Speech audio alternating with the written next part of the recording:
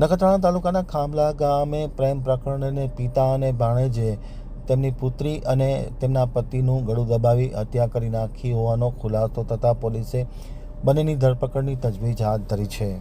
હવે જોઈએ નખત્રાણા આમતક ન્યૂઝ બ્યુરોનો એક વિસ્તૃત અહેવાલ. નખત્રાણા તાલુકામાં ગુમ થયેલા યુવક યુવતીની લાશ મળતા ચકચાર વ્યાપી હતી. ખંભલા ગામના કૂવામાંથી બંનેની લાશ મળી આવી હતી. ફેબ્રુઆરી મહિનામાં રબારી સમાજના આ યુવક યુવતીઓ બંને ગુમ થયા હતા. હોનર કિલિંગની આશંકાને પગલે પોલીસે આગળ તપાસ હાથ ધરતા યુવતીના પિતા અને ભાણેજે